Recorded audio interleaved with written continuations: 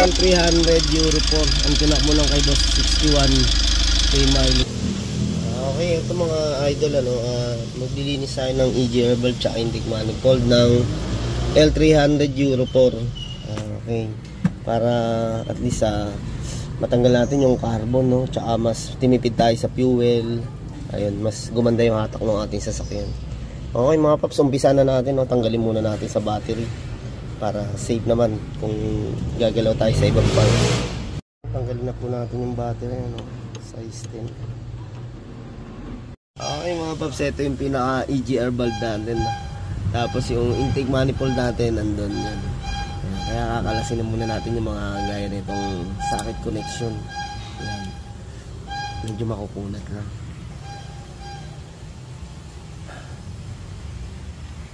Okay mga paps, bago natin tanggalin nga itong parts ng EGR, i-drain muna natin yung coolant na. Okay. Ito nasa right side lang po yan, yung plastic na yan. Yan.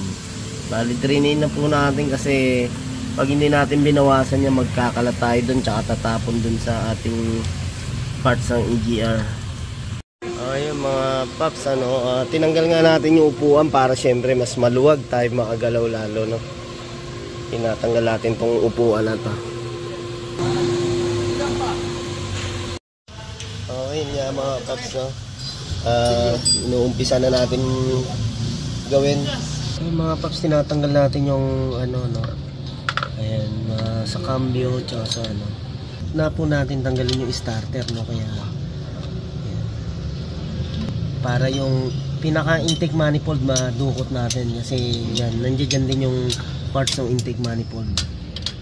Okay mga paps, sinanggal na natin yung pinaka starter, no? Tapos syempre yan, nandiyan yung ating intake manifold. Okay, ito ang mga idol, may natanggal agad tayo. Yung daming carbon, no? Yung ating tubo na papuntang EGR, no? Puno na rin ng carbon yan, no? Tingnan natin yung mga carbon, no? Sa intake manifold. Sakto-sakto na naman, hindi pa naman. Ang ganda kasi itong diesel ni boss. Yung mga paps, isa sa yung pagka maganda diesel natin, hindi gaanong madumi itong ating intake manifold, no? Gamit ni boss dito, turbo diesel. Ayun, nung hugot na natin pinaka EGR valve na natin kung talagang makarbon na rin siya. Sakto lang din naman EGR valve natin. Okay mga paps, yung throttle body natin, no? Tinanggal natin yung socket connection, tapos ito na po siya, no? Tinanggal yung partner, yung mga tornilyo sa ilalim. Ilalabas na natin dito. Yan, umangat na. Dahan-dahan. Malinis Linis pa. Yung dumi lang, yung nasa labas. Oo, iba talaga pag maganda diesel para talaga. Yung nasa labas, ang dumi. Pero yung loob yan. Ganda kasi diesel labas. Ay, yung Petron, sir? Oo, turbo diesel. Turbo diesel ng Petron, mga idol. Kaya mag-Petron na kayo. Galing kami dati sa Petron. Pero umalis kami. Sabi ganun.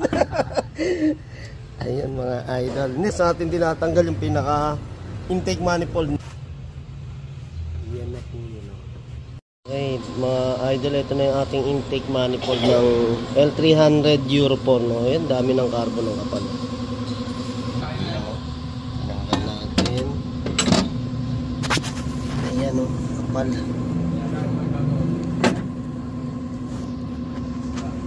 Ito mga paps, tignan natin yung dumi ng L300 sa intake manifold. Talagang ayan, kapal na talaga. Oh. Tigas. Ang tigas na pati. Ayun. Napuno na ng carbon, no, mga idol. Kaya talaga 50 to 60 talaga kailangan natin ipalinis to. Yung ating EGR valve tsaka intake manifold. Ito yung ko talaga.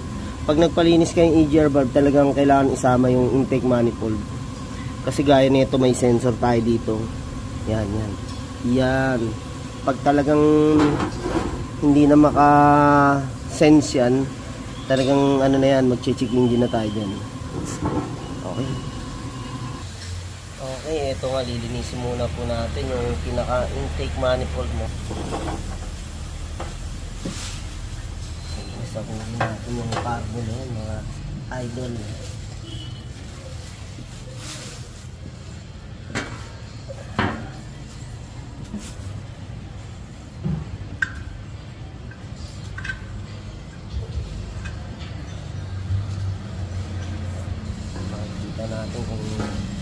gaano kakapal yung carbon na yan.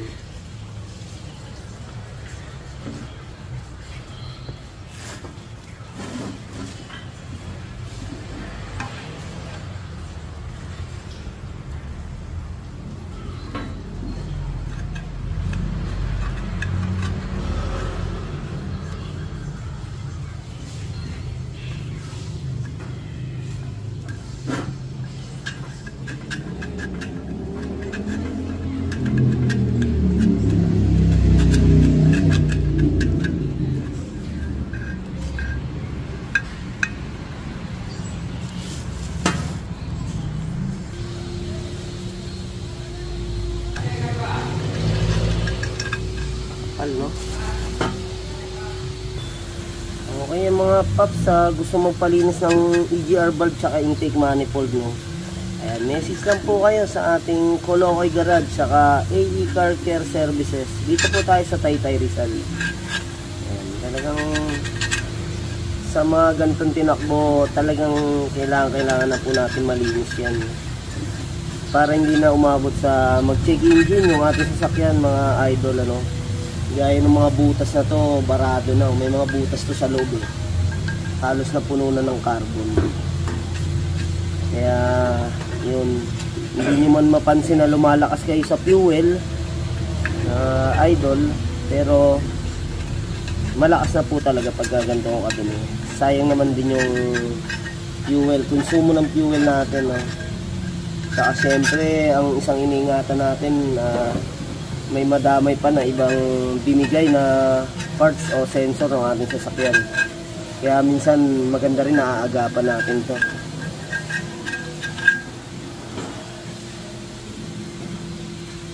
Okay mga paps, ito nga yung isa natin laging kailangan dito. Ito may mga butas to rito na kailangan matanggal natin yung pinakabara. Yan. Oh. Kasi ayan, lusutan yan dito mga idol, yung butas na yan, dalawa yan, ito tsaka to, lusutan dito yan. Kaya kung barado na yon, wala, hindi na makakahinga yung papunta rito sa ating ano, part ng EGR natin. Yan. Kaya napakaganda talaga ng mapapalinisan natin to, no? Matatanggal natin to, butas ng dalawa na to. Kasi ito yung ating pinaka sensor nga. Yan. Ito. Yan. Ito butas, oh. Talagang puno na siya ng carbon, no? Okay mga paps, so talagang makapal yung dumi ng ating intake manifold, yung buo na yan, no? Kaya nakaka-apekto talaga sa takbo ng sasakyan natin yan, nilinisan ni Idol. Sobrang kapal ng carbon. Yan, gumagamit ko tayo ng pressurize, no, para mas matanggal talaga yung tubig.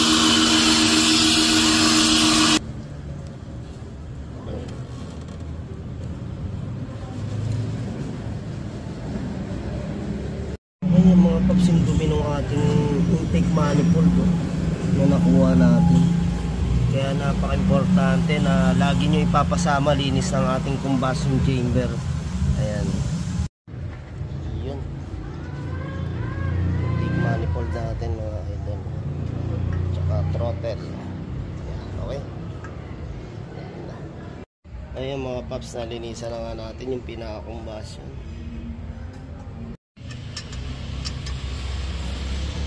Okay mga paps, una natin sinasalpak nga itong intake manifold. Yan. Yung throttle natin, ito isusunod na natin ito. Okay, na yung ating EGR mga idol, ano. Tapos ito yung nasa taas, yung pinaka solenoid valve. Ayan, kinakalas natin yun.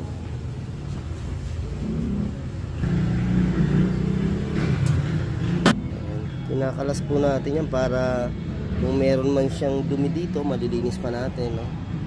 Solenoid valve. Tapos ito, hindi na natin babasahin ito.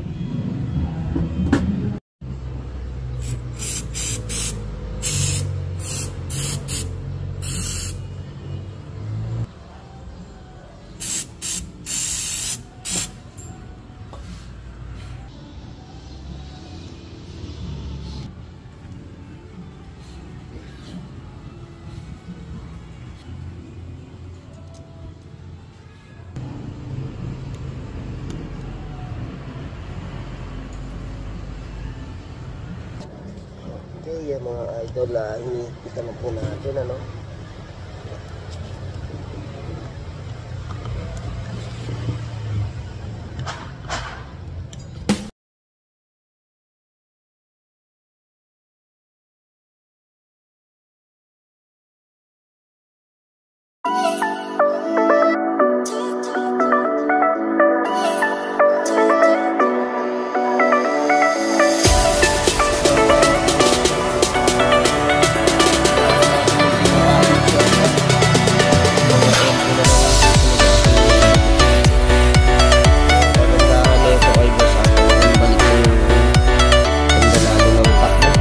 Yan.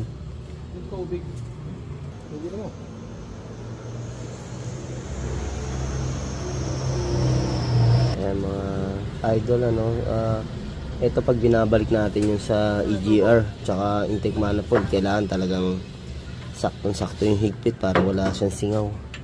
Ayan. Okay. Ayan mga paps, pinalitan na rin po namin ng fuel filter. Yan yung ginamit namin na brand. Ayan, binobomba na po natin yung pinaka-pump, no? Okay, babalik na natin yung coolant ni boss. Okay, yung mga paps, malapit na nga kami matapos. So, kinakabit na lang namin itong upuan. Tapos papaanda rin na namin para makita nga natin na naging problema ni boss, matigas din sa silinyador.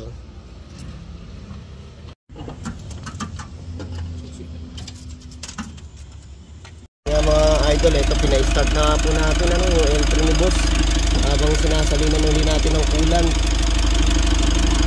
Yan.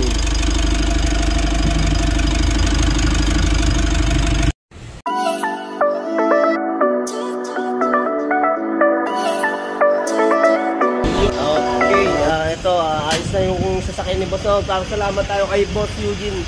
Thank you boss sa pagpasyal. Salamat din. Idol, hindi ko tayo magpagawa ha. Ayun, thank you. Tay-tay lang to, malapit lang. Okay, maraming salamat. Okay ma'am, thank you.